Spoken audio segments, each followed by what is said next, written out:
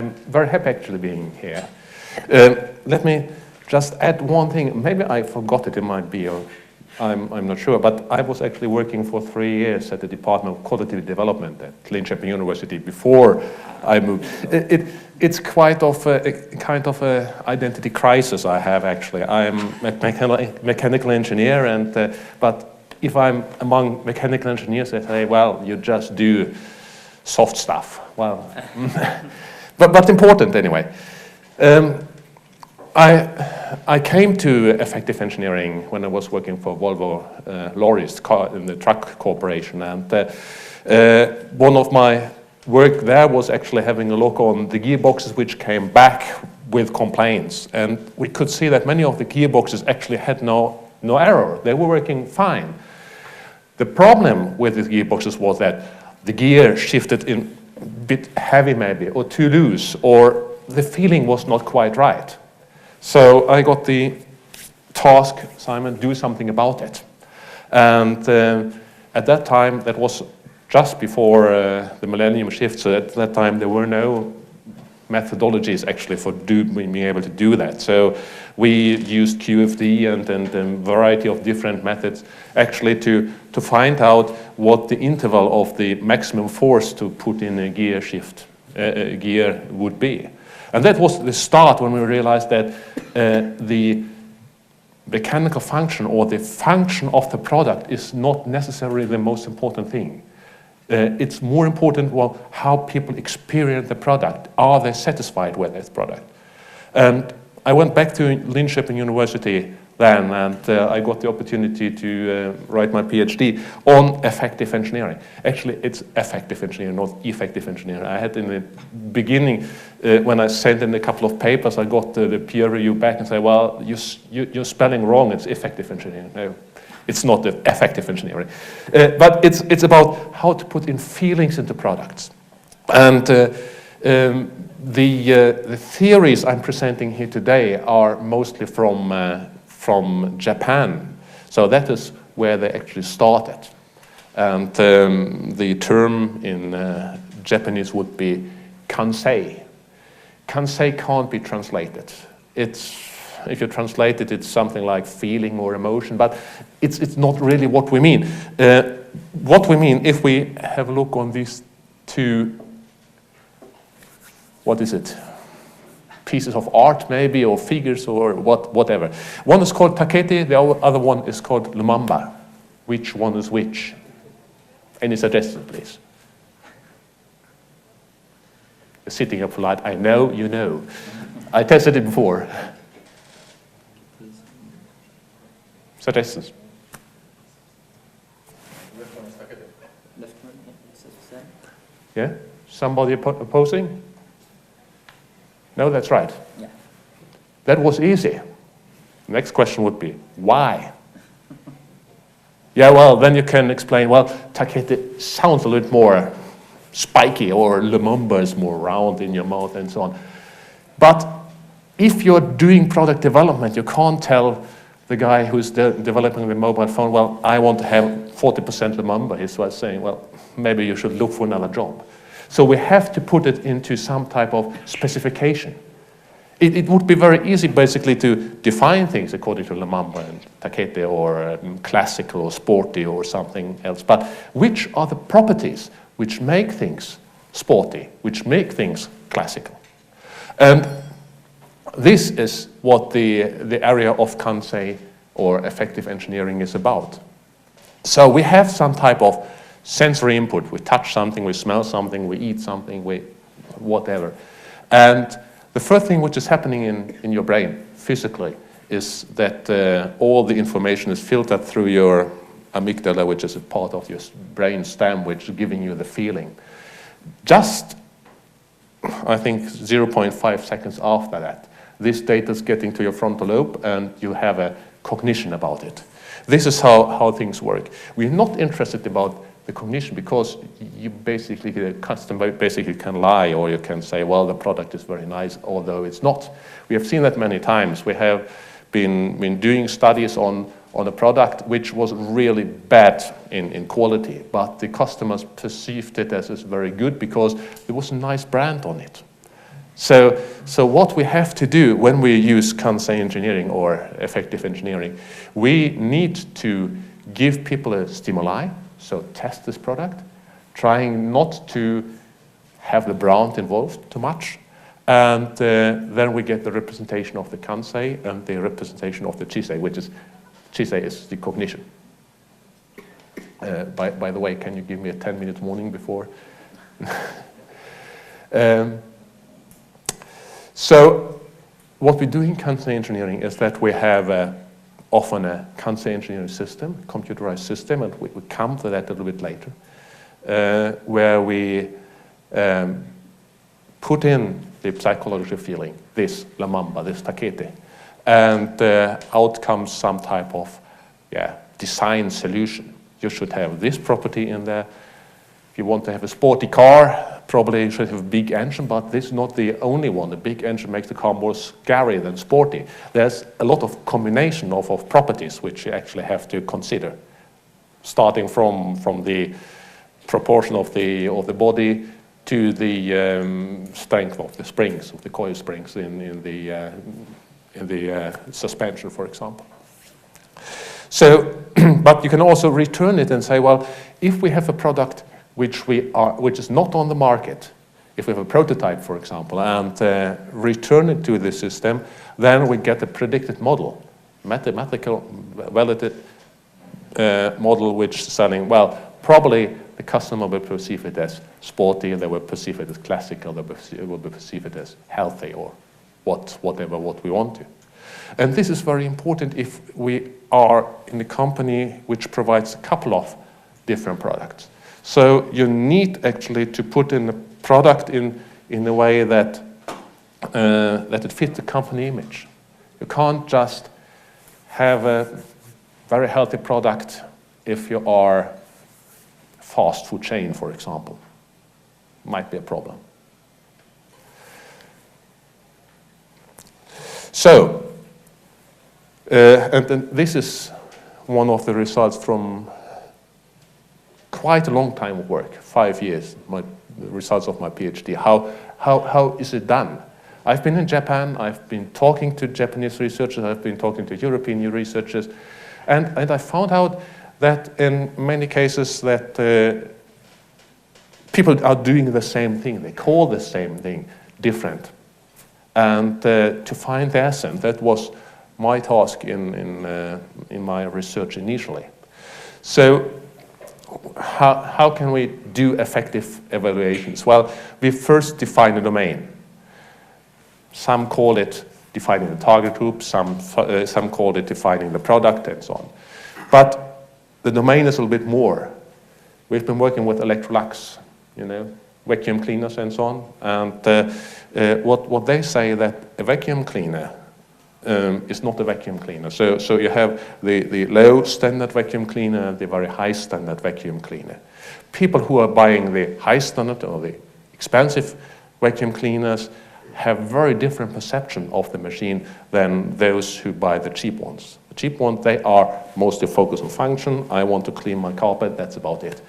The more expensive machines are more quiet. They are they have to give a feeling of good quality, of effectiveness, and so on. And by the way, they had a problem with one of their high-end machines, which is very expensive, and people said it is very quiet, it's not effective, because the sound or the volume of a machine gives the impression of how effective it is. Remember when you're cleaning, vacuuming at your home, in the hallway, I often have small stones and so on, and then so when you're cleaning, you hear that there is some type of sound, and there's some type of dingling in the pipe and so on. But when you're vacuuming underneath your bed, where you probably have a lot of dust, you hear nothing. If the machine is very quiet, you perceive it as less effective. So this is something you have to understand. This is something you have to understand. What is the domain? What is the buyer? What kind of products do this domain, do this customer domain buy? And then we describe the domain from two different perspectives. One is the Okay.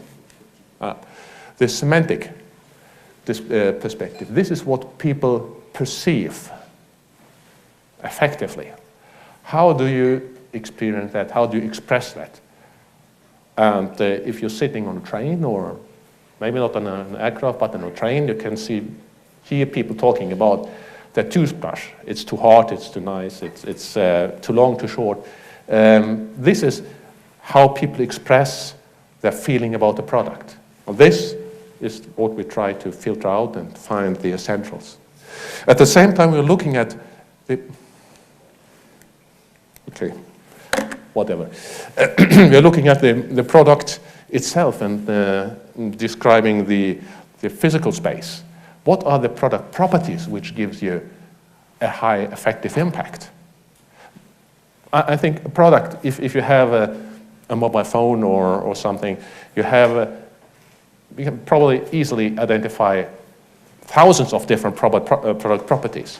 But not all the product properties makes you to buy this product. There are few product properties which make you buy that, and to find them which have the highest impact on the effective impression of the product. This is what we are trying to do in the second space, the space of aggregation. And then we do something which most methods can't do. This is in the synthesis phase, that we're trying to bring these two spaces together, link a feeling to a combination of product properties. We validate that, and in the end we have mostly a mathematical model, often a regression model, saying that if you want to have a sporty car, or if you want to have a classic mobile phone, or if you want to have, then it should look like that, or these combinations give you the highest effective output. Sorry. The semantic space is nothing new. The semantic space is the space here on the left-hand side is nothing new, but it's really a space. It's a mathematical described vector space. And it's based on Osgood theory on the semantic differential method from the 1950s, basically. It says that if you collect words, these descriptions about your toothbrush or something, you will find that the object can be described with a couple of different expressions. And these expressions will group together and form a vector space. And this vector space often have 3 or 4 different dimensions. I just put in one for you. This is from our most recent study, which we have been doing with a chocolate manufacturer in Sweden. And here you see we have 4 or 5 different dimensions in here. We collected, I think 200 different semantic descriptions of what people perceive when they eat this chocolate. But when we apply the semantic space methods here, we can see that these are the 5 factors which are the most important. You see, masculinity is very important when you have when you're eating chocolate. Why is that? Well, women, I have to say, what we can see that women often experience bad conscience when they eat chocolate. So men do not have that in the same amount. So that's why masculinity or femininity is one of the dimensions in here. Giving energy is an aspect in here. Healthiness is an aspect in that. We have I want to have one, I like it. Something which might be very similar, but I might find products which people like. At the same thing, I might also find products which people want, but this does not necessarily have to be the same thing. I bought, we don't have a flip chart, sorry. I bought for my kitchen one of these juicers. It's looked like an alien. Do we have a flip chart? No. No, okay. Don't worry. It's probably you have seen it. It's a design juicer. formed like it's a ball up there, and then you squeeze the fruit on top, and then it's supposed the juice is supposed to go down and then drop into a bowl underneath. Probably have seen it. It's very famous juicer, but in fact it's not working. This is a product people want to have, but they don't like it. Then you have products which people like. You can go to one of these fast food products, fast food chains. They like Big Mac, of course. But do they want it? Yeah. Well, there might be some type of hesitation in that. So bringing together these two things is important as well. To have this preference, people like it, and they want it. So they want to have a delight on that. So this is what we find out with the semantic space. Specification is more physical, so we're looking for which are the product properties and how can we group them, which are the product properties which are more or less important to the product. We're looking at the chocolate again, so the color might be something important. Also the texture, so when you're opening chocolate and you touch it, you probably don't want to melt it immediately in your hand, but you would like to melt it in your mouth. So this is a property which gives you very strong affective impact. If it melts in your hand, you just, it's disgusting. If it's not melting in your mouth, on the other hand, you still feel it's disgusting. So it's a combination of those things you have to find, and you spend this in this space. In the synthesis, we use we use a couple of mathematical methods to link together these two spaces. And although these theories look very difficult, we actually have, and I make a jump here, a software which is called Schütte Kansei Engineering software. And this does it for you if you want to. You can access it at kanseiengineering.net. It's free, available. Free version at least. And what it does, it presents you the product, and it presents you the scales. And you have, what's standing here for a minute? I don't know how this works, I'm sorry. Okay. I just would like to have the pointer. So you have here these words from the semantic space. And this is a study which we did for Electrolux on stick mixers. So here you have the word professional, exactly accessible, functional, and so on. And here you have the different... Nothing is working here anymore, sorry. Here you have the different stick mixers which are presented. Can you hear me anyway? Yeah? Working? Which are presented one after one. And in this way, in this way, we get this Kansei engineering system. We get the database, how the different products are perceived, and then we can link them together, and the software is doing it for you if you want to. So this is what we can do. In product development, Kansei engineering can be used on different levels. And I know there are a lot of different product development models around, but I use this Cooper model, which is one of the more famous ones, I would guess. And you can do Kansei engineering on a macro level. So on a whole computer system, or a whole software system, or a whole car, or whatever. But you can also put it into, and have a look more on micro level. So you can have a look on just the steering wheel. You can have a look just on the layout of a homepage, or just the taste of a chocolate. So, and this means that you can use Kansei engineering on different levels through the whole process. And what's very important, I have this dashed line here in the end, where you can see that that you always should use Kansei engineering in the end to verify if your final product is correct if you have met the goals you wanted to achieve.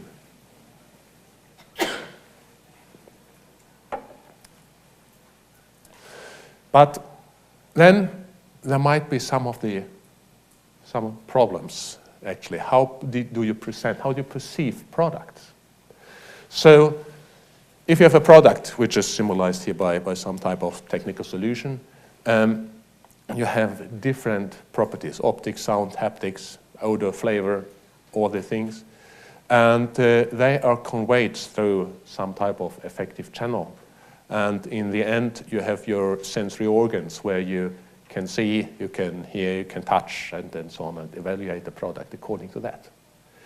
But the Kansei is built differently depending on how you present the product and how you interact with the product. So if I just see the product on the video screen or on the TV screen or in the internet, it gives you quite different Kansei than if you would interact with it.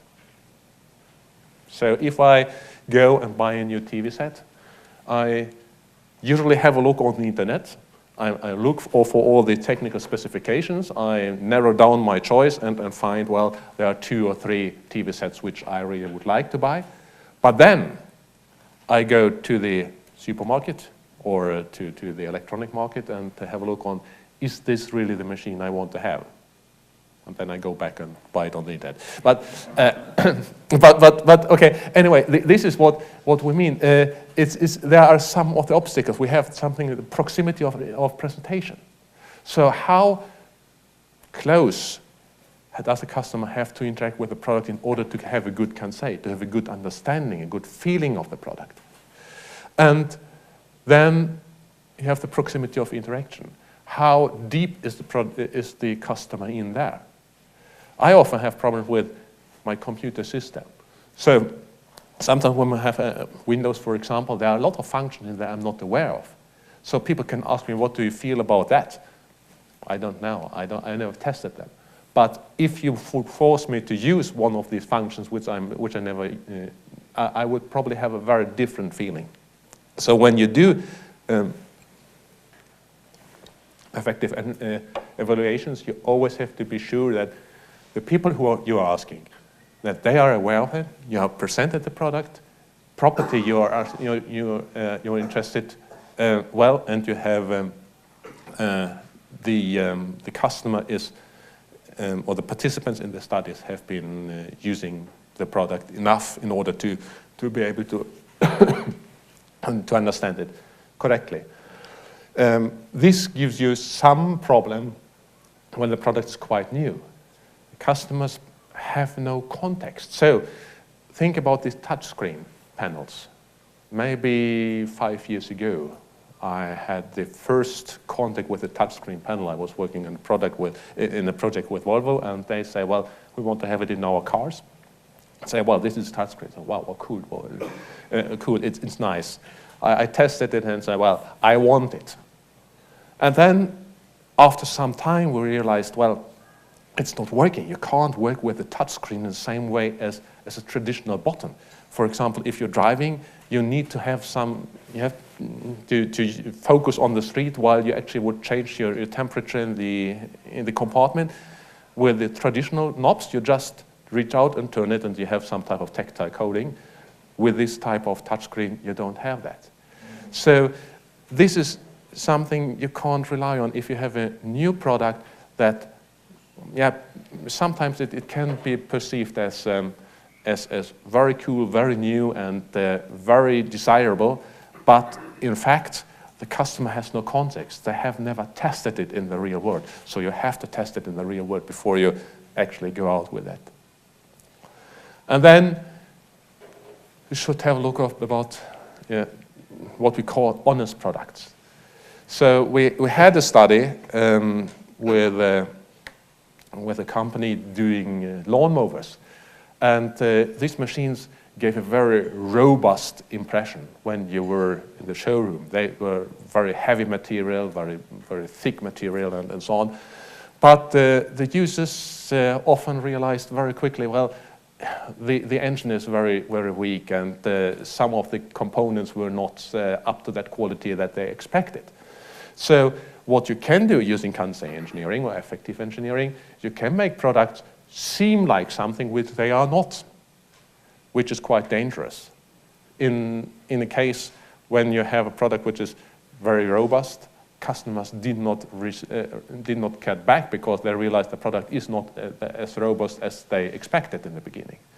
So what you have to do when you use Kansei engineering, it is you have to apply or you have to enhance the product properties which the product actually has. And here we have something which we call the showroom appeal. So if you, for example, have product properties which can't be evaluated just in the first moment you're sitting in the car, for example, the seats is something, what we have been looking on continuously for different manufacturers, that they said, well, if we have the seats very soft, the people will sit in there in the showroom and they will realize, well, it's very nice, I like it. But when they buy the car, they drive it 8 hours, they were, oh, well, okay, I have some problem with my back, it's not good. So in order to prevent that, the seats must be much harder. If they are much harder, in the showroom there will be some discomfort. So you have to communicate that. This seat is much harder because of it's much better for you after 6 hours drive. Okay, this is on the theory of Kansei engineering. So now I think I have 3 different examples of products we have been developing through the last years and which are on the market today. I start from a product in Toyota, material handling. It's really hardware, really mechanical engineering, and goes then to more softer products, less tangible products. I have one example from the chocolate industry, and I have one example from Volvo for interior sounds. So in Sweden we have a company which is called BT, and it's acquired by Toyota Handling Equipment. They are the biggest manufacturer of warehouse trucks. You probably have seen those machines somewhere. They are everywhere around. And they came to us, as I said, for the first time when they wanted to have evaluated the driver's feeling. The CEO of that company acquired a BMW, and he said, well, I want to have the same driver's feeling in my truck than in the car. So first we thought that's a joke, but he really meant that. What we could see that this truck was outdated. It was really, really bad design, and they had been doing a big effort in actually improving. Okay. Is that me?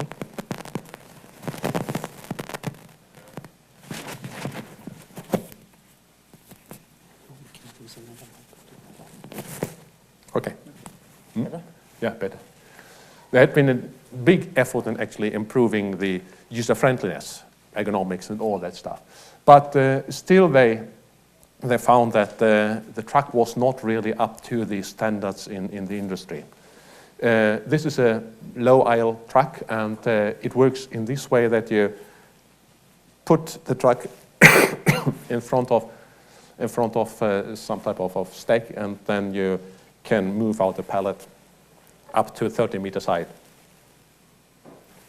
And one thing was that they had some type of tilting cabin in order to reduce strain on the neck. And on the paper, this truck was much more efficient than the other trucks. But the feeling was not the same thing, because the cabin was tilting back and forth with the driver. They experienced the truck as very slow and sluggish.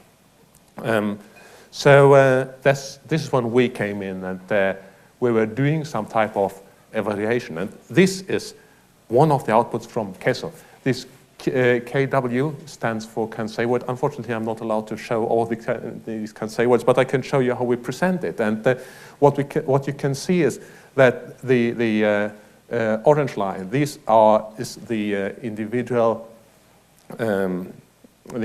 footprint of the BT truck, the Toyota truck, and then the competitor's truck. What we found out when we had a look on these words, we could see that there was a very high risk for accidents in this truck. They are very, very dangerous. And we could also see that the existing cabin was physically much larger than competitors, but was perceived much smaller. This was a really a real problem, because they thought that they were ahead of the competitors, where they in fact were not. So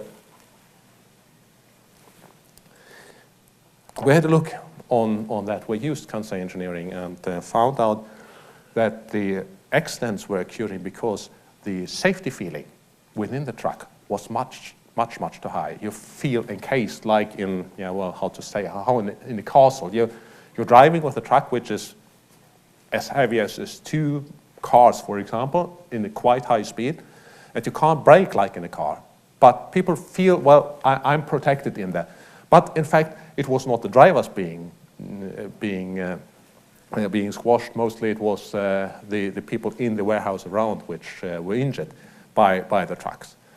So this was one thing. The physical, the cabin was larger, as I said, but we found out that in some cases the drivers were actually feeling encased here. They as I said, they were feeling encased very very secure in there, which might actually, what was our theory, lead to a smaller perception. It was quite cozy in there. Then we could also see that the leg of the driver was touching the battery compartment here, and you can see there's some type of carpet here in order not to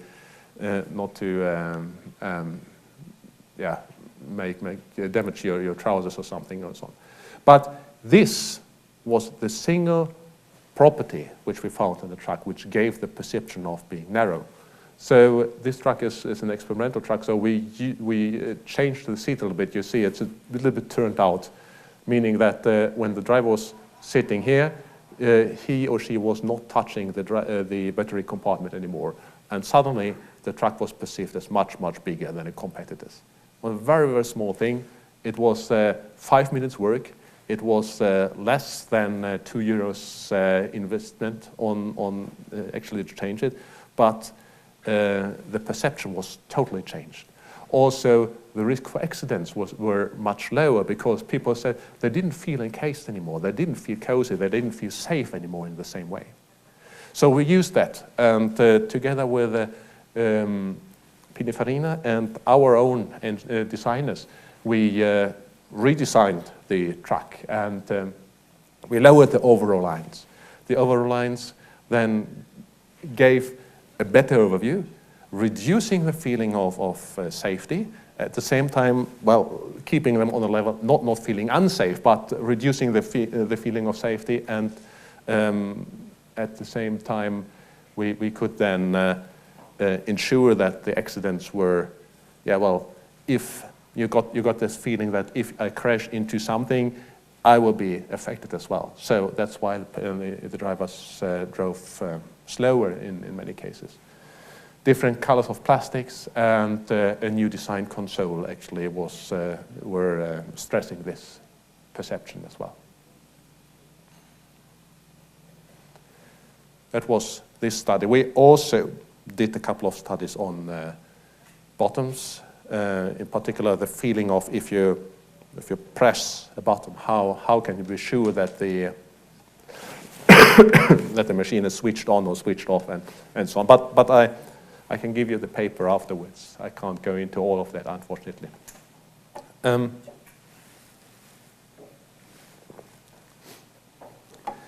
other study is, I want to present this on Cloetta. This is the leading manufacturer of chocolate in Sweden. I'm not sure if you know that. If you've been in Northern Europe, you'll probably know it. It's bigger than all the others. Sorry that I'm coughing. But they are still very small in the international comparison. So the production methods are, well, had kind of a low standard. So they had the same form, the same interior form for the chocolate products for all the different products they had. These are those, and you can see one of these emotional footprints again. This was a benchmarking on the different packaging they had, and what you can see, the different packaging yielded different profiles here. So you can see all of them look very similar because they are from the same company. If you if you had another one, Mars, for example, they would have very different emotional properties. But although they look very different, they do have some different. Although they look alike, they have some differences in here because they have very different tastes, and people know about that. We were also looking on the interior of the different snacks and did the same thing, and found out that the snacks in there were often perceived differently than the packaging, which is a kind of a problem. Well, if you know the product, not a problem. But if you don't know the product, and if you want to grow on the European market, you can see that people have a certain expectation when they are in the supermarket. I want to buy this product, and this product should fulfill my expectations. I don't know if you, well, probably you know, what's the biggest ice cream manufacturer? They have different. It's Nestlé, I think, but they have different brand names. It's called Magnum in Sweden, at least. You know it, huh? And they have different series in summertime, and they have, in particular, very luxurious ice creams. Magnum is 5 Kisses or something like that, where they have it in a box, a cardboard box. You buy it, and it's a bit more expensive. You open it, and then you get disappointed because it's much smaller than the original Magnum. So this is what I mean. You have an expectation from these products, from the packaging, from the exterior of the product, and what you do is you buy it, and the expectation must be fulfilled or even exceeded. Otherwise, you will never buy the product again, right?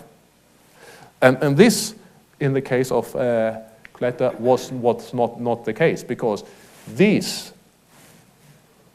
were not matching these. So we went in and had a look on the different properties. We were using one of these evaluation methods using the Keynote software, and if we have a look on classics down here, this is for the exterior and this is for the interior. Then we can see that here we have the size, the shape, the color, and the brand as product properties, which we have on the physical side. And we can see that for classics, it should be small, it should have an innovative design, it should be red, and it should have another brand than the Cloetta, which is quite a problem for the company. On the other hand, if we have a look on the interior, then we have some type of descriptions how the surfaces should look like. We had an idea about how they should look like, and we could find that those are the properties which correspond to the term classics. Knowing that, we could then build a product which was actually corresponding, where the exterior and the interior was corresponding to each other. And nowadays we have this product on the market, and I showed it to you here in the beginning. It was this form which was chosen in the end. Okay, the final study. How much time do I have left, by the way? 5 to 7 minutes. 7 minutes, good, okay. That will be feasible. The last study I want to present to you is about a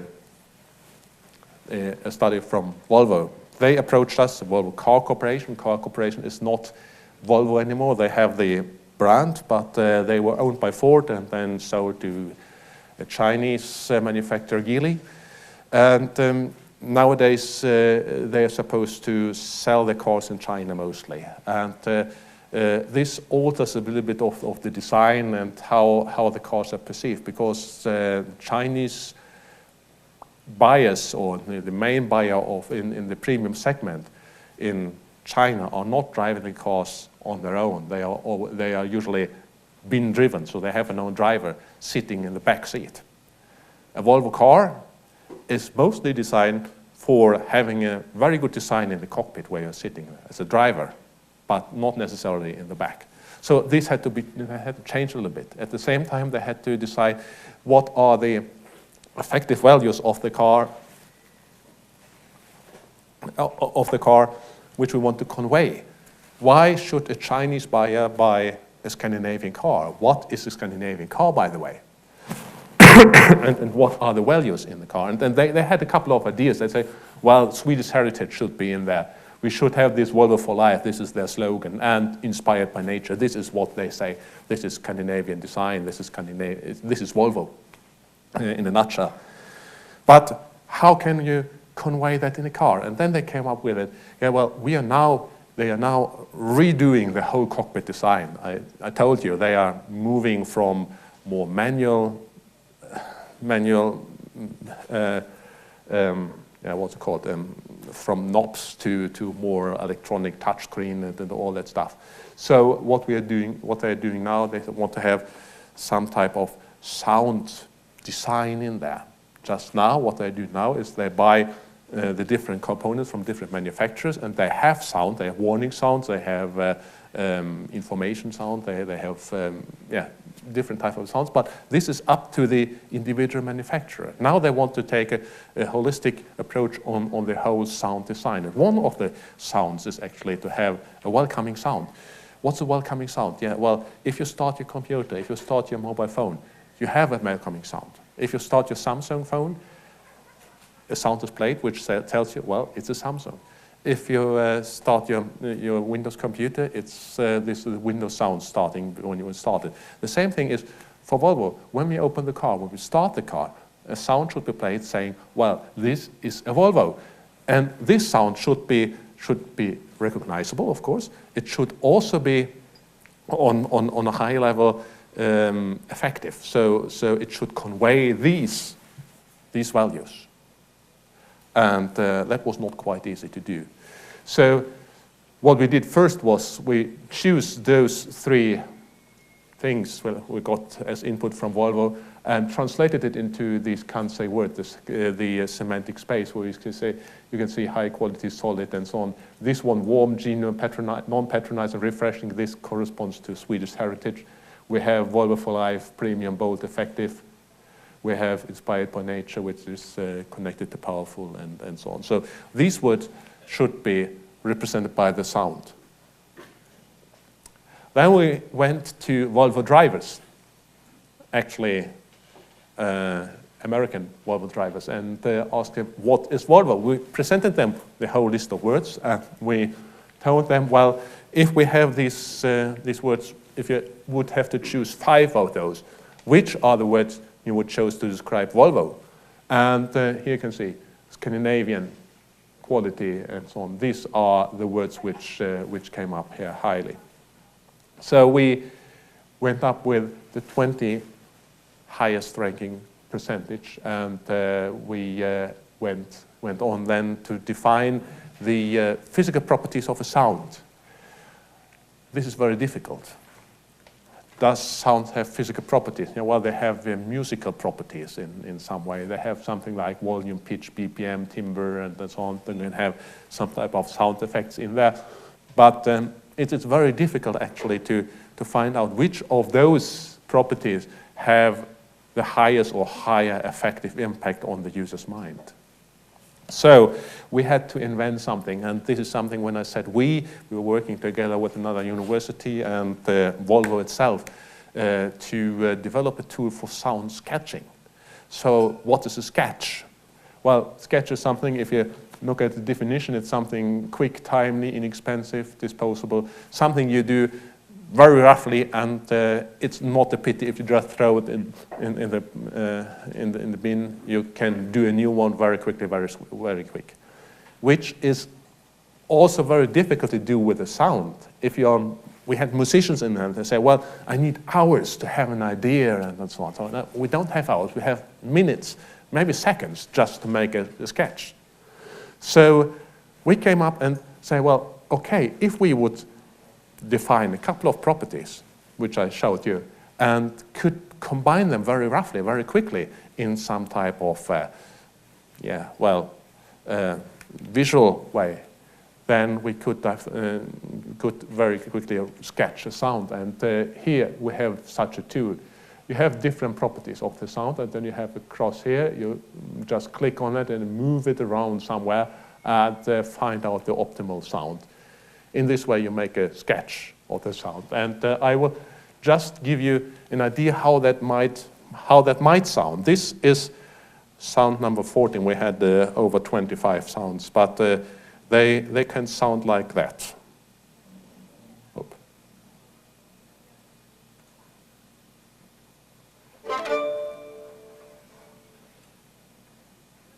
You heard it? Once again. Or like this. This is the same sound, by the way. Or like that. Just two sounds, two notes after each other.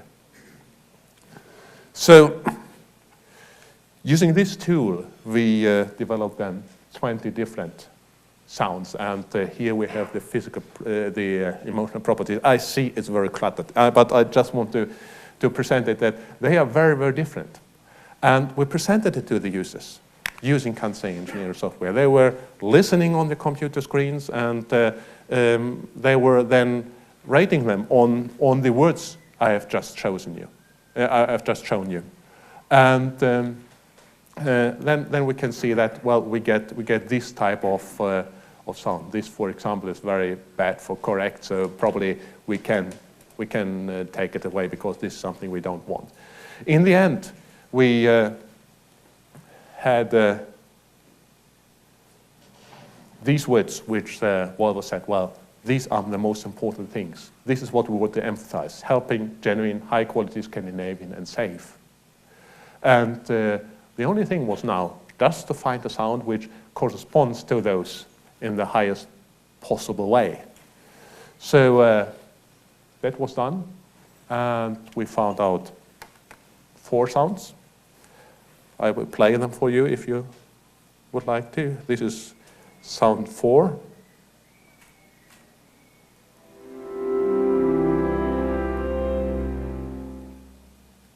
Do you feel Scandinavian now? Not really, huh? We're a bit low on Scandinavian still. It's a bit better, maybe.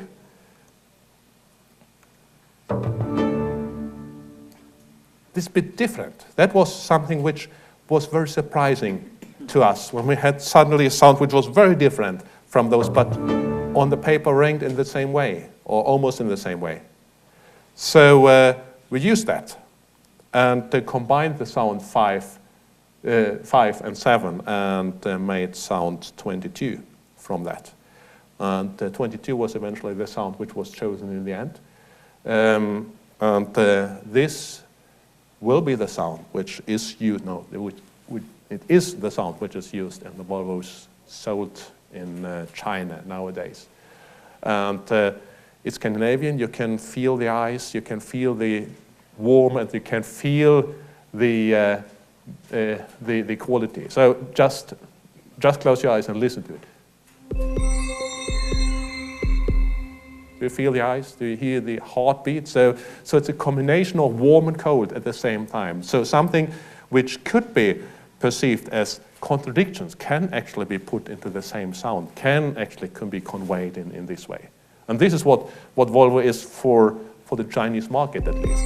Then there might be cultural differences in how it can be perceived in Europe or in other countries.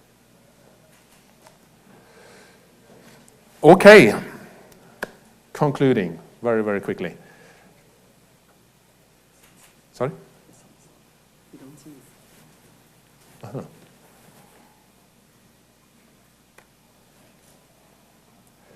I can see it now. I pressed on fortsätzen.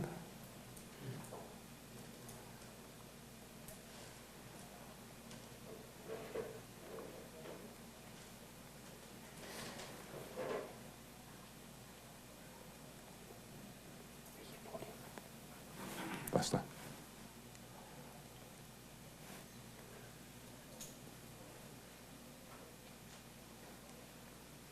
Okay.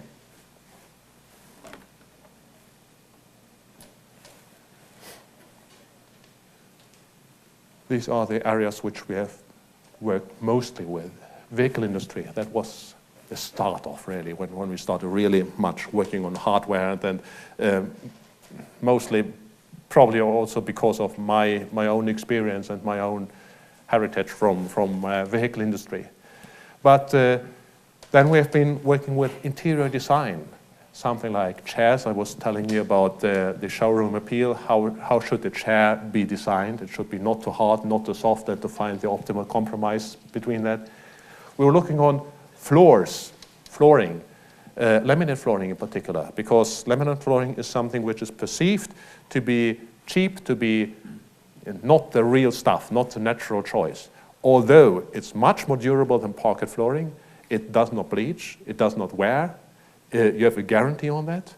It is even have a higher content of natural wood material in form of wood chips than parquet flooring. Parquet flooring, you will have a very thin layer of wood and then a lot of lacquer because otherwise it wears. So objectively, this laminate flooring is much better than parquet flooring, but still it's not perceived as naturalness. So what is it that people perceive in this way? And to make a very long story very short, it is a tapping sound. If you go into a room, if you hear the sound of the floor or your steps on the floor, you can easily determine it's a laminate flooring or it's a real wood flooring. So what we did, we developed a sound barrier underneath it. It's a rubber layer on it where we underneath it where we can dampen out certain frequencies we don't want to have, in particular these high-pitched frequencies, and we enhance frequencies on the lower band, which correspond to wood flooring. So people cannot just from hearing decide it's a fake flooring. But sometimes if you go downtown to the city center and you have some type of wood flooring, it's not wood flooring. It can't be wood flooring because wood flooring would be worn down in 2 weeks if you have it in a shop somewhere. So this is what you have to use. And recently, as I said, we are working with a couple of food industry. Here we have been doing work with the design of the cups. The cups of this product are very iconic. It is something they don't want to change, but still they want to enhance certain factors, something like healthiness, because the product is very healthy, but because of the colors, it might be perceived as unhealthy, although it isn't. So we have to enhance the impression of healthiness. Another one is this one. It's drinking yogurt. When that came on the market, it's a Scandinavian product. When it came on the market, almost nobody knew what drinking yogurt is. So we had to put in a couple of values in there to give the buyer an idea, what is it? It's a snack and it's healthy. So the design of the bottle is something we have been working with. So if you have this collar bottle shape, it's not very healthy. This straight shape is okay, but if you would have some type of round shape, it would be too much. Something like it's too much calories. So this is the best compromise. Also, well, it's very, very short. Also the design was made here by us finding out that the center of the body is the stomach, where you have all the healthy things in there. Okay, I'm sorry. This is my almost last Okay. slide. Thank you very much for having me, and if you're interested in that, and I know I was going through this area very, very swiftly and very, very rapidly, but you can reach me by this mail address or using some of these internet addresses, while the address to the right is the access to Keynote software, which is free on the internet, which you can use if you want to.